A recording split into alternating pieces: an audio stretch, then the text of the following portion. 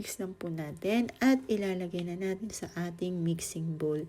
Takpan lang po natin ng cling wrap at paalsahin hanggang sa ito ay mag-double in size. Yan, itatabi lang po natin. Ako naglalagay po ako ng cover dyan para madilim yung loob niya.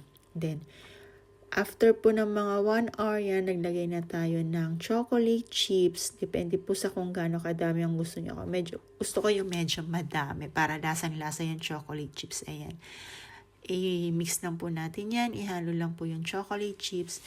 And then, mamaya ay atin na pong ikakat para sa desired na timbang natin para sa ating chocolate chip buns. Yan, nagdagdag pa po ako dyan para mas talagang malasa yung chocolate chips na gagawin natin para sa ating pan gochole. Ayan. Kailan po yan? Ito. Yan. Pagkatapos po natin ihalo yung ating chocolate chips, yan, ikakat lang natin siya sa desired natin na timbang.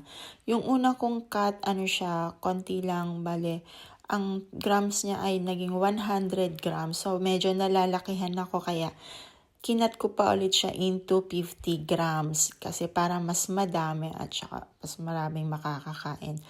Yan, tinimbang po natin yan at kinat pa ulit into 50 grams. Dadalan ko bukas ang alaga ko nito kasi paborito niya to. Yan. Bibilugin lang po natin yung ating chocolate chip buns.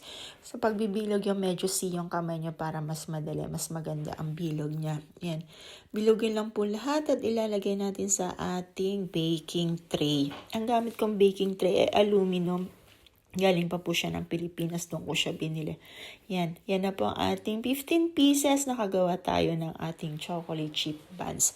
Lagay na po natin sa ibabaw ng ating egg wash. A mixture of 1 egg at saka konting milk. Yan. Then after natin malagyan ng egg wash, i-bake na po natin ng mga 10 to 11 minutes hanggang sa mag-brown yung kanyang top. Yan, para mas maganda siyang tingnan. At eto na, oras na ng pagtikim ng ating chocolate chip buns o pan gochole. Ayan, masarap po talaga siya, legit. Kaya dapat itry nyo tong recipe na ito. Lalagay ko na lang po sa comment section yung ating ingredients at saktong sukat ng mga ingredients. Yan. Tikman na po natin at talagang mapapatimpla kayo ng kape. Ako hindi na ako nagtimpla kasi nga late na dito sa amin, gabi na. Baka hindi ako makatulog. May trabaho pa bukas ang inyong baker nanay. Ayan. Ayan. Try nyo na po ang ating recipe. Follow for more guys. Like and share. Thank you for watching.